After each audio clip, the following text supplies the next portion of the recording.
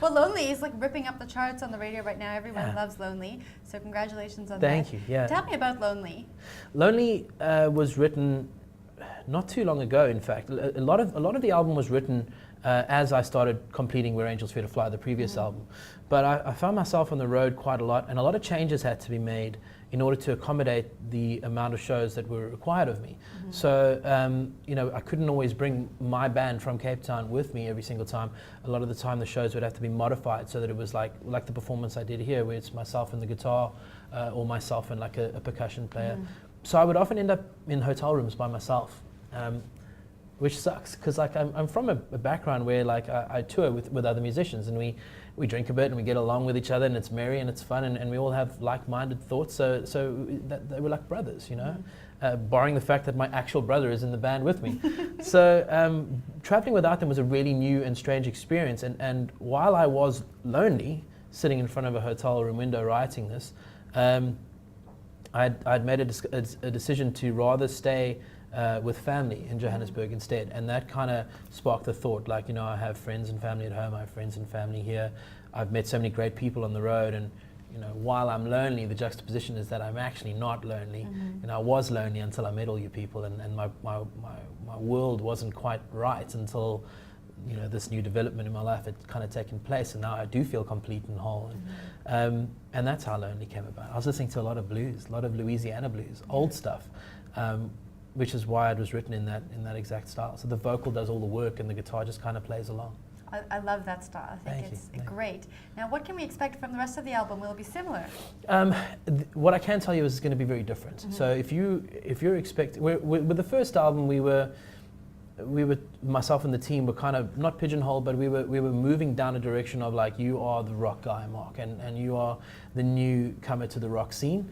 Even though I had been in the scene for a while, kind of underground, I raised to the surface. So it was important that I did do a lot of your middle of the road, straight down the line, you know, rock and roll, which I love doing, you know. But this time around, I wrote all the songs, co-wrote rather, with my band. And I decided when I took it to the studio that I wouldn't lay it down in the standard way. You know, normally, for those who don't know, when you get into the studio, the four of you are there and you play it through, and the guide track is laid, and then you can edit and change and move things and add instruments. This time around, I went in by myself with my drummer, my brother Gareth, and I made him play the drums not according to what the instruments were doing, not according to what my guitar was doing, but according to what my voice was saying. So it's a lot more percussive and a lot more interpretive.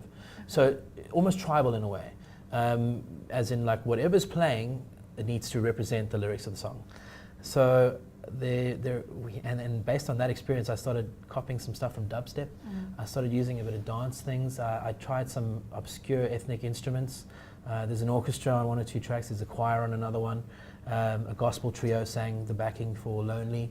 And I just said to myself, you know, there's no rules. And I've had a few people critique me by saying, you know, rock and roll is about purity. Rock and roll is about having bass, drums, guitar, and vocals, and rocking out. And I said to them, I disagree, because if you look at the Beatles, and if you look at Queen, and if you look at Pink Floyd, and bands that have changed the scope of rock and roll, their rule was that there is no rule. And that's what I love about my style of music, and that's the theme I went into while recording it. Wow, you've just made me really excited to listen to it. It's coming out in October. Yeah, middle of October. Okay. The album's called Signs of Life. And the front cover is pretty cool. I can't wait for you all to see it. It's a lot of the artwork done by Jacques Jansson is based on Illuminati, hieroglyphics, crop circles. So basically, when I say it's called Signs of Life, we do use imagery from all over the world, you know, of like the Egyptians' hieroglyphics and anything that's kind of got a sign, like peace and that sort of thing. And we play around that. And the theme of the album is that. The theme of the artwork is that the world existed before I was here, and it'll continue to exist after I leave, and essentially it's up to me to leave my mark on the world as time goes by. So on the cover there's an outline of my face, but without my eyes and mouth, and it's kind of incomplete. So that's what I'm going for on the artwork. Wow, now is there a tour coming along with the album? There are many tours coming along with the album. As it releases in October, I will be hitting Gauteng, Bloemfontein, and Pretoria, and then I'm up the East Coast in December. I've just come from a few discussions where a European tour will be in the works, but I don't want to make any announcements on that because it's always difficult to pin that down until the very last minute. But yeah, I'll be in your town very, very soon, I guarantee you. So people should just check out my website, markhaze.com, and all the details will be there.